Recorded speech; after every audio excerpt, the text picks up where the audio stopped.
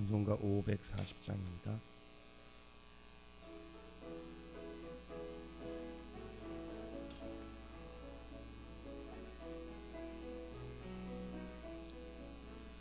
주의 음성을 내가 들으니 사랑한단 말이세.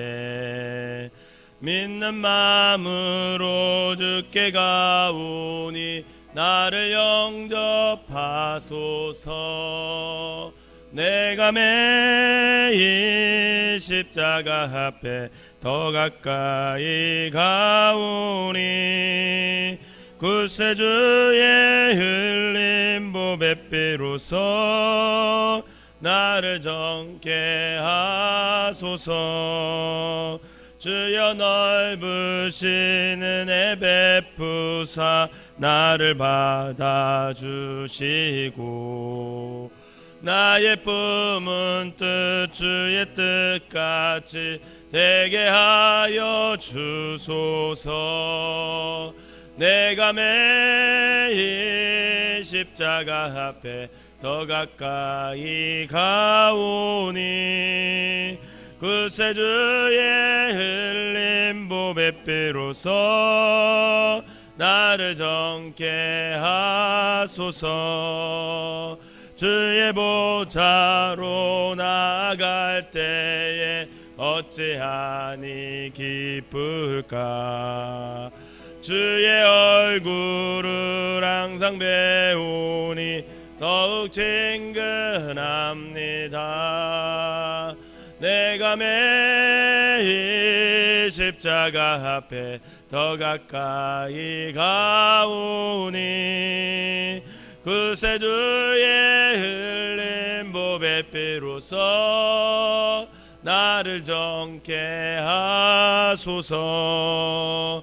우리 구 주의 넓은 사랑은 증량할 자 없으며 주가 주시는 참된 기쁨도 헤아릴 수 없도다.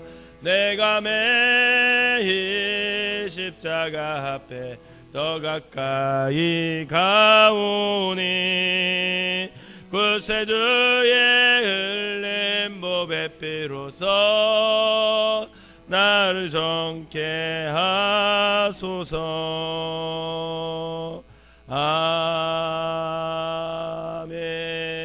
아멘.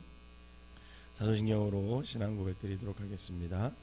전능하사 천지를 만드신 하나님 아버지를 내가 믿사오며 그 외아들 우리 주 예수 그리스도를 믿사오니 이는 성령으로 잉태하사 동정녀 마리아에게 나시고 본디오 빌라도에게 고난을 받으사 십자가에 못 박혀 죽으시고 장사한 지 사흘 만에 죽은 자 가운데서 다시 살아나시며 하늘에 오르사 전능하신 하나님 우편에 앉아 계시다가 저리로서 산 자와 죽은 자를 심판하러 오시리라. 성령을 믿사오며 거룩한 공예와 성도가 서로 교통하는 것과 죄를 사하여 주시는 것과 몸이 다시 사는 것과 영원히 사는 것을 믿사옵나이다. 아멘. 함께 오늘 말씀은 사무엘상 4장입니다. 사무엘상 4장 제가 한 절 읽고 여러분들이 한 절 읽으면서 교독하도록 하겠습니다. 이스라엘은 나가서 블레셋 사람들과 싸우려고 에벤 에셀 곁에 진치고 블레셋 사람들은 암에게 진쳤더니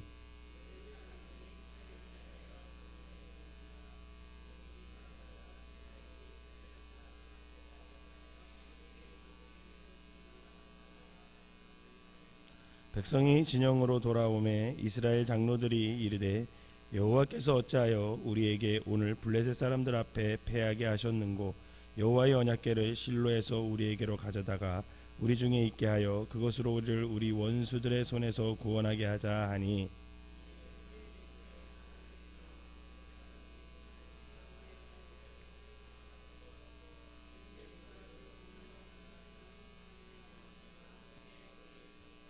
여호와의 언약궤가 진영에 들어올 때에 온 이스라엘이 큰 소리로 외침에 땅이 울린지라.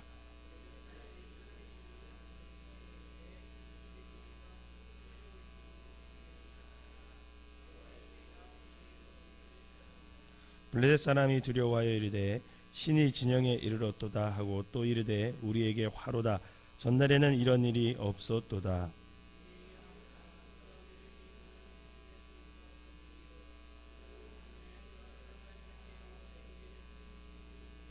너희 블레셋 사람들아 강하게 되며 대장부가 되라. 너희가 히브리 사람의 종이 되기를 그들이 너희의 종이 되었던 것 같이 되지 말고 대장부 같이 되어 싸우라 하고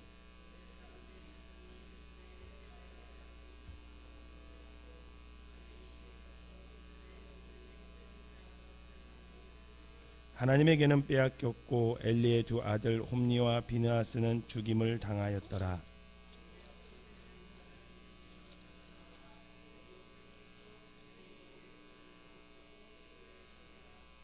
그가 이를 때는 엘리가 길 옆 자기의 의자에 앉아 기다리며 그의 마음이 하나님의 괴로 말미암아 떨릴 쯤이라.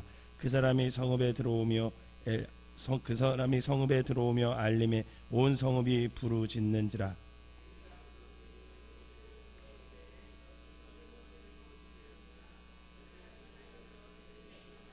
그때에 엘리의 나이가 98세라. 그의 눈이 어두워서 보지 못하더라.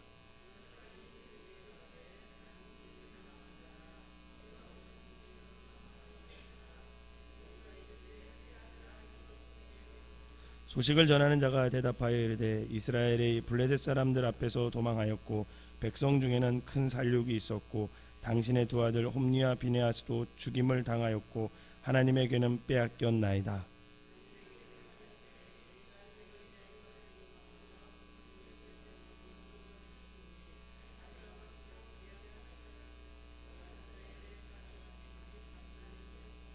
그의 며느리인 비느하스의 아내가 임신하여 해산 때가 가까웠더니 하나님의 괴를 빼앗긴 것과 그의 시아버지와 남편이 죽은 소식을 듣고 갑자기 아파서 몸을 굽으려 해산하고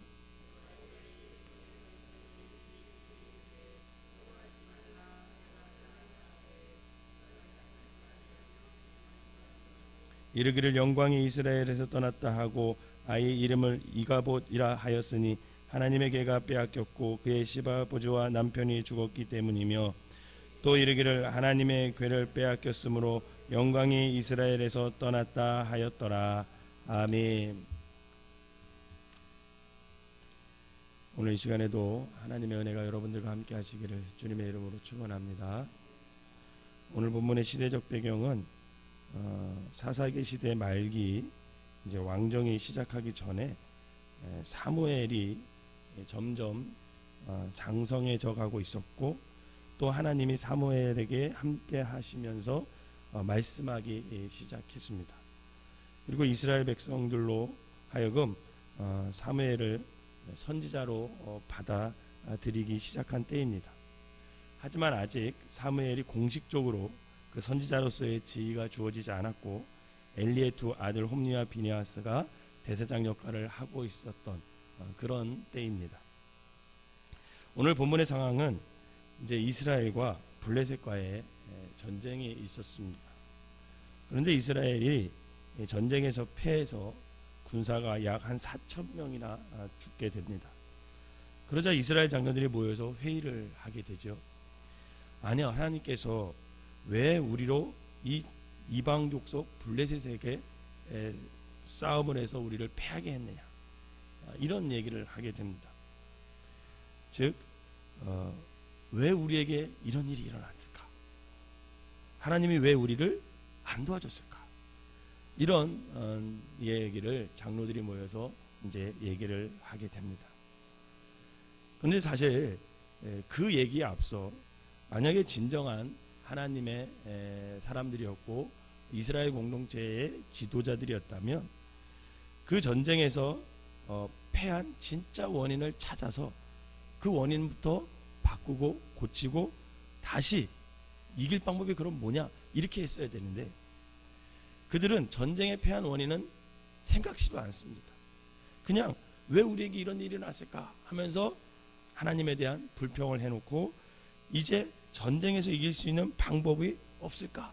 이 고민에 빠진 겁니다. 그러면서 그들이 한 가지 생각을 하게 되는데 그것이 바로 여호와의 언약궤가 그 당시 실로에라는 마을에 있었는데 그 여호와의 언약궤를 전쟁터로 가지고 오면 우리가 분명 전쟁에서 승리할 것이다. 이렇게 방법을 얘기를 합니다.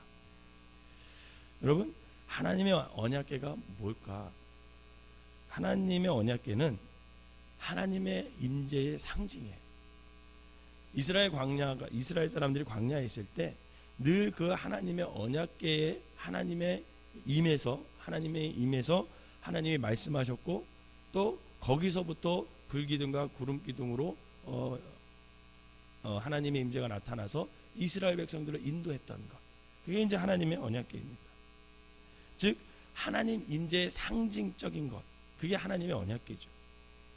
그래서 성경에 보면 제사장들이 언약궤를 메고 이제 요단강에 발을 딱 담갔을 때 요단강이 갈라지는 기적이 일어납니다. 또 여호수아와 이스라엘 백성들이 언약궤를 앞세우고 여리고성을 13번 돌았을 때에 여리고성이 무너졌잖아요. 이렇게 언약궤는 하나님의 임재의 상징입니다. 이 언약궤에 하나님의 임재가 있으면 사실 그동안 다 승리하는 것을 이스라엘이 알고 있었습니다. 그래서 그들은 언약궤만 가져오면 승리할 것이다 이렇게 생각을 했던 겁니다. 그래서 언약궤가 진에 들어올 때에 이스라엘 백성들의 환호성을 지르게 됩니다. 얼마나 환호성이 크게 질렀냐면 땅이 울릴 정도로 그렇게 환호성을 질렀다고 합니다. 블레셋 사람도 언약궤가 전쟁터에 온 줄을 그래서 알았어요. 그리고 두려워하기 시작합니다. 왜냐하면 그들도 이스라엘의 신, 즉 하나님의 능력을 익히 들어서 알고 있었기 때문에 그렇습니다. 그러니까 9절에 보니까 그들이 두려워 떨다가 그들은 서로에게 이렇게 얘기를 해요. 9절을 한번 읽어보도록 하겠습니다. 오늘 본문 9절을 읽어보겠습니다. 시작. 너희 블레셋 사람들아 강하게 되며 대장부가 되라. 너희가 히브리 사람의 종이 되기를 그들이 너희의 종이 되었던 것 같이 되지 말고 대장부 같이 되어 싸우라 하고.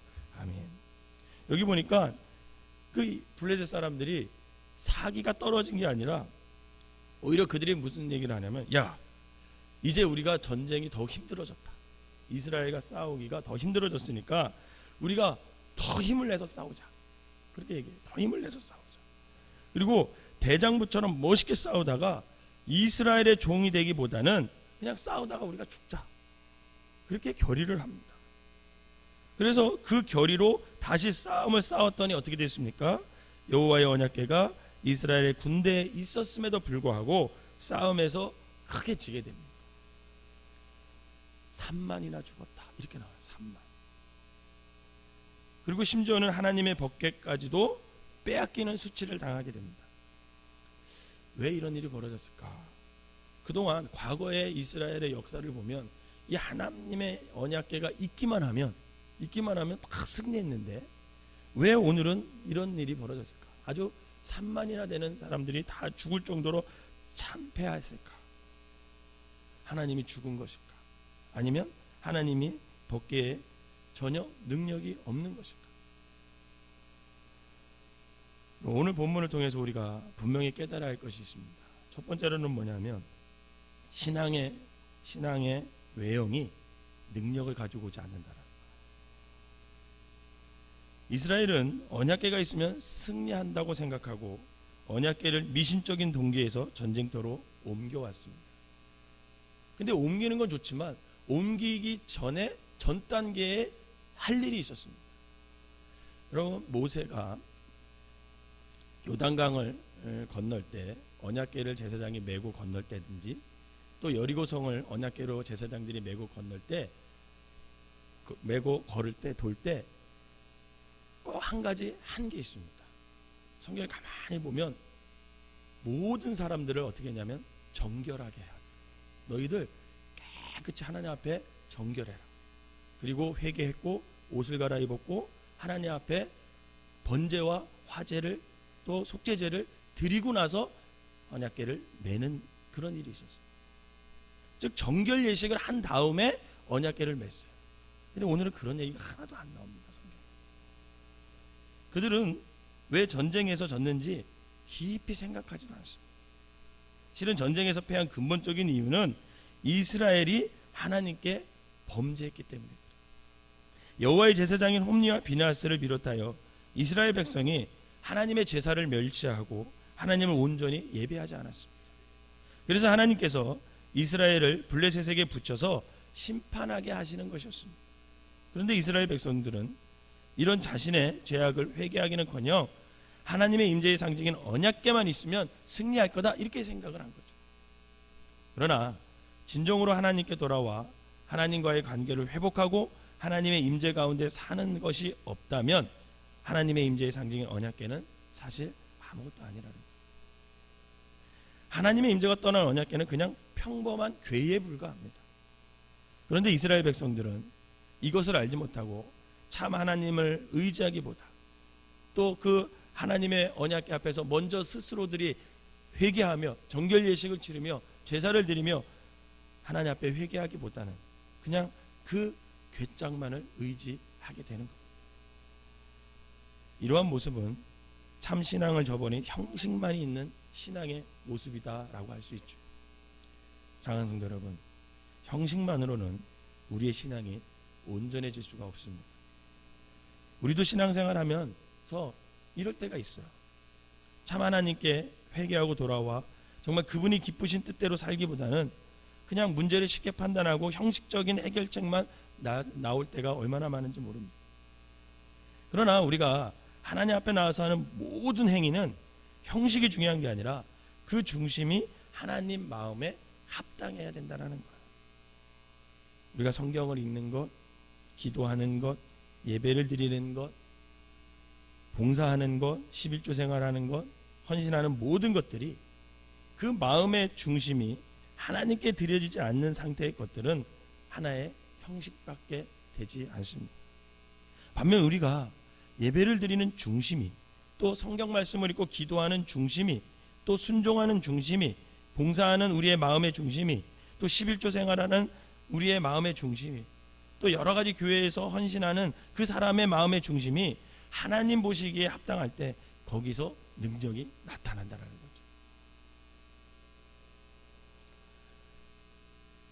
대부분 우리 교회는 그렇게 하지는 않지만 가끔 친구 목사님들하고 이런저런 얘기하자면 큰 교회 애들은 예를 들어서 절기 헌금을 하잖아. 절기 헌금을 하면 절기 헌금을 했을 때 따로 이름과 금액을 그 다음 주에 다 내서 성도들에게 이렇게 보여준다고 합니다. 근데 왜 그러냐면 그게 필요할 것도 같아요. 왜 그러냐면 사람들이 자기가 낸 절기 헌금이 누락되면 내가 이게 헌금을 냈는데 왜 이름이 없는지 이런 궁금증이 많이 있다고들 합니다. 그래서 꼭 내 이름과 절기 헌금을 얼마 했는지 이렇게 공개를 한다고 합니다. 근데 어느 교회 장로님이 참 재미난 분이 계시대요. 그분은 만약에 이번 주가 추수감사절이다. 이제 돌아오는 주가 저희 맥주감사절이라 그러면 맥주감사절이다. 그러면 그 주에 맥주감사절날 헌금을 안 한대요. 그리고 한 주 지나서 명단이 딱 공개된대요. 명단이 공개되면 그걸 딱 보고 가장 많이 한 분보다 항상 그 다음 주에 더 많이 헌금을 해서 낸다고 합니다. 그런 분이 계시대요. 즉 그 교회에서 당신이 헌금을 가장 많이 하고 싶은 거예요. 그 마음은 소중한데 그것을 꼭 한 주 뒤에 한대요. 한 주 뒤에 어느 분이 얼마 했는지 그거보다 항상 많이 하려고. 제가 그 얘기를 이렇게 들으면서 그 마음은 참 좋긴 하지만 그 방법은 참 좀 바꿨으면 좋겠다 이런 생각이 들었어요. 여러분 교회 부흥을 생각할 때도 마찬가지인 것 같습니다. 프로그램이 중요한 것이 아니라 분명 프로그램도 중요하죠. 그러나 또 교회 건물도 중요하죠. 그러나 그것보다 중요한 것은 목사님들과 모든 성도님들이 하나님을 사랑하고 하나님을 향한 마음이 얼마나 뜨거우며 또 얼마나 잃어버린 영혼을 향해서 그 마음이 뜨겁고 영혼 구원을 위해서 얼마나 우리가 애쓰고 수고하고 있느냐. 하나님의 말씀이라면, 그게 하나님의 뜻이라면 내가 손해가 된다 할지라도 내가 순종하겠다는 그 나의 중심이 그렇게 뜨겁게 신앙생활을 하고 있느냐. 바로 그것이 더 중요하다라는 것. 그것이 있고 나서 그 외적인 것이 있을 때 교회가 부흥하게 되는 겁니다. 그런데 우리는 얼마나 겉에 보이는 것만 보고 그것만을 지향할 때가 많은지 모릅니다. 바라기는 우리 자신의 모습이 하나님 앞에서 얼마나 올바른가 한번 점검해 보고 우리의 신앙생활이 형식에 빠지는 것이 아니라 우리의 중심을 하나님께 드리는 저와 여러분들이 되셔서 늘 승리하는 삶을 살아가시기를 주님의 이름으로 부탁을 드립니다. 두 번째로 생각할 게, 결국 그래서 참된 신앙은 행동과 노력을 동반해야 된다는 거예요. 블레셋 군대는 하나님의 언약궤가 이스라엘의 진영으로 들어왔을 때 두려움에 떨었어요. 그들이 두려움에 떨었지만 그럼에도 불구하고 그들은 전쟁 준비에 충실했어요. 사기를 높였고 다시 한번 우리가 결의를 하고, 그러면서 그들은 싸움에 임하게 됩니다. 그런데 이스라엘 백성은 그 언약궤만 믿고 자신들의 군대를 정비하지 않고 그냥 싸우러 나갑니다. 그러자 결과는 정말 처참한 패배를 당하게 되죠. 우리 그리스도인들에게 가장 중요한 것은 여러분 하나님과의 관계입니다. 하나님과의 관계이고, 하나님을 우리가 얼마나 의지하느냐, 그것에 우리의 승리가 또 패배가 달려져 있어요. 그리고 진정한 신앙은 행동이 따라와야 합니다. 즉 진정한 신앙은 노력과 최선을 동반해야 된다는 거예요. 하나님과의 관계가 우리가 회복됐다면, 바르게 섰다면, 그 다음에는 우리가 그 하나님과의 관계를 올바르게 하기 위해서 우리의 신앙, 우리의 행동을 우리가 하나님께 보여드려야 된다는 거죠.